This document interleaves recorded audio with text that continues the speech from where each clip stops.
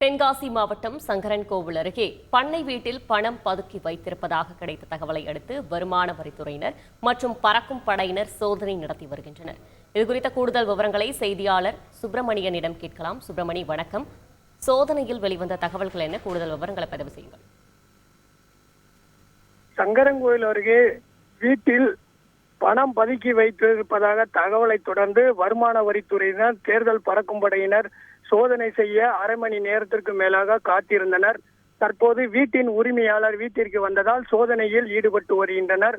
தென்காசி மாவட்டம் சங்கரன்கோவில் அருகே உள்ள கழுகுமலை முதல் சிவகாசி செல்லும் சாலையில் உள்ள பண்ணை வீட்டில் பணம் பதுக்கி வைத்திருப்பதாக கிடைத்த தகவலின் அடிப்படையில் 4 வருமான வரித்துறை அதிகாரிகள், 4 தேர்தல் பறக்கும் குழுவினருடன் 10க்கும் மேற்பட்ட காவல்துறையினர் அந்த பண்ணை வீட்டில் சோதனை செய்யும் முயற்சியில் ஈடுபட்டு வந்தனர்.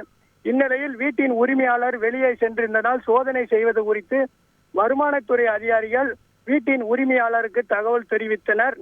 இந்நிலையில் பண்ணை வீட்டிற்கு விரைந்து வந்த வீட்டின் உரிமையாளர் பத்மநாதன் வருமான வரித்துறை அதிகாரியுடன் பேச்சுவார்த்தை நடத்தினார். இதனைத் தொடர்ந்து தற்போது வருமான வரித்துறையினர் திமுக முக்கிய நிர்வாகியான பத்மநாதன் வீட்டில் அரை மணி நேரத்திற்கு மேலாக சோதனையில் ஈடுபட்டு வருகின்றனர்.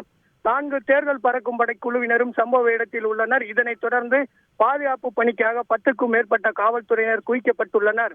வருமான வரித்துறையினர் சோதனை செய்யப்படும் இந்த வீடானது தூத்துக்குடி எல்லைக்குட்பட்ட பகுதியாகும் எனவும் கூறப்படுகிறது. தற்போது இந்த வீட்டில் அரை மணி நேரத்திற்கு மேலாக வருமான வரி சோதனையில் ஈடுபட்டு வருவதால் பரபரப்பான சூழ்நிலை நிலவி வருகிறது. விவரங்களுக்கு நன்றி சுப்பிரமணி. செய்திகளை உடனுக்குடன் தெரிந்து கொள்ள உடனே சப்ஸ்கிரைப் பண்ணுங்க.